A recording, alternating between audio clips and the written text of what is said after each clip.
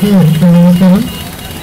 అందరికీ కూడా సమాఖ్యంగా శుభాకాంక్షలు తెలుపుతూ ఈరోజు ఎంతో ఉద్యోగంతో ఉద్యోగులందరూ కూడా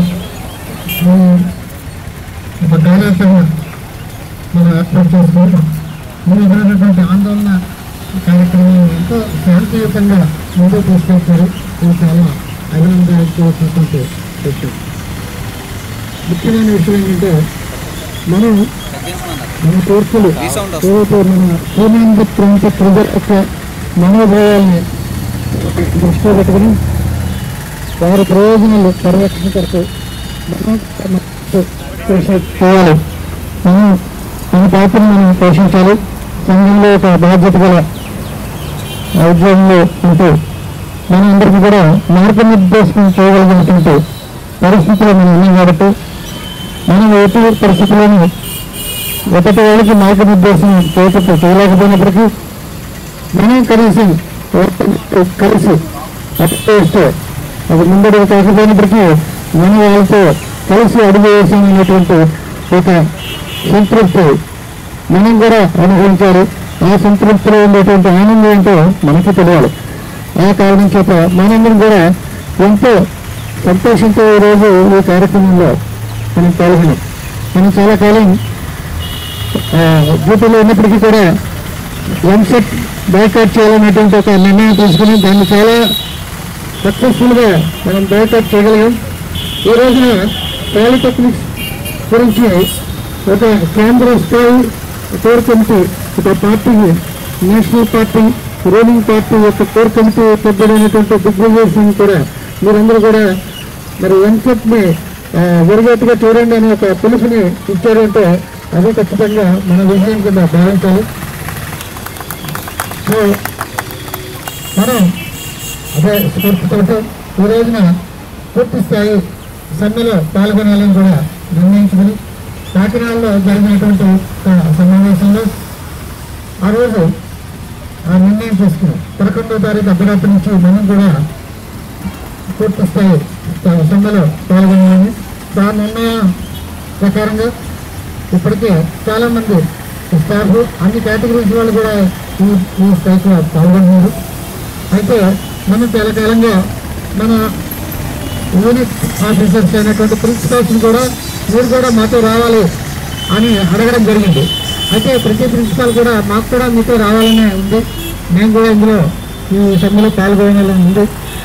కానీ మరి అందరం కలిసి ఒక నిర్ణయం తీసుకోవాలి కదా, నేను ఒక్కడనే ఆ నిర్ణయం తీసుకోలేను కదా అని ప్రతి ఒక్క ప్రిన్సిపల్ కూడా చెప్పడం జరిగింది.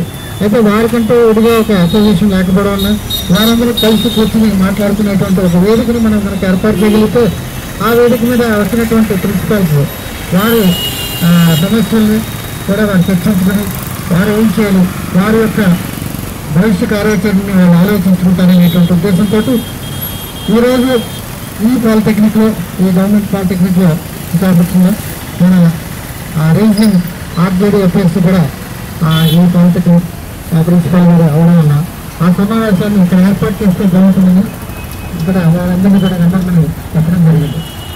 అయితే చాలామంది ప్రిన్సిపల్స్ అనే కారణం చేత రాలేకపోయినప్పటికీ సుమారుగా ఒక 10 మంది ప్రిన్సిపల్స్ దాకా ఇప్పుడు లోపల సమావేశం అయినారు. వారు ఒక నిర్ణయాన్ని నిర్వహిస్తారు. అయితే రాలేనటువంటి అనేక మంది ప్రిన్సిపల్స్ వారు మాతో కాంటాక్ట్లోనే ఉన్న పంచుకున్నారు. వాళ్ళందరూ కూడా మనకు చెప్పారు, ఈ సమావేశంలో ఏ నిర్ణయం తీసుకుంటే ఆ నిర్ణయానికి మేము కూడా కట్టుబడి ఉంది, ఆ విధంగా సమ్మెలో పాల్గొనడానికి మేము కూడా సిద్ధంగా ఉన్నాము అని అనేక మంది ప్రిన్సిపల్స్ చెప్పడం జరిగింది.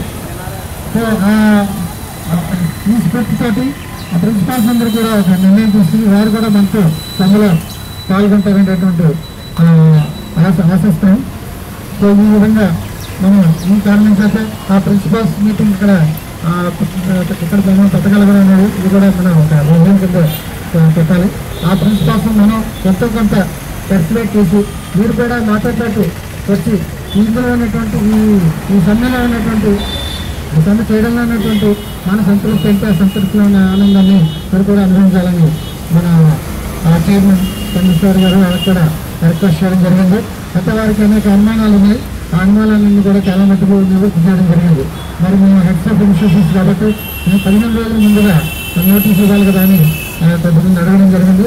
అయితే 7వ తారీఖున మనం నోటీస్ ఇవ్వడం జరిగింది. 22వ తారీఖు తోటి ఆ 15 రోజులు గడువు కూడా ముగిసిపోయినందువల్ల 22 తర్వాత నుంచి ఏ రోజైనా కూడా నిరభ్యంతరంగా ప్రిన్సిపాల్స్ అందరూ కూడా అందులో పాల్గొవచ్చు అనే విషయాన్ని మనం తెలియజేయడం జరిగింది. అదేవిధంగా ఇంకా వారికి ఏదైనా ఇతరమైనటువంటి సందేహాలు ఉంటే కూడా వాటిని నివృత్తి చేసి వారిని మనతో పాటు కలుపుకుని తద్వారా వారే మనల్ని ఈ ఉద్యమాన్ని లీడ్ చేసే విధంగా మమ్మల్ని ముందుకు నడపాలని చెప్పి మేము రిక్వెస్ట్ చేయడం జరిగింది. ఇప్పుడు సో సమావేశం అవుతుంది.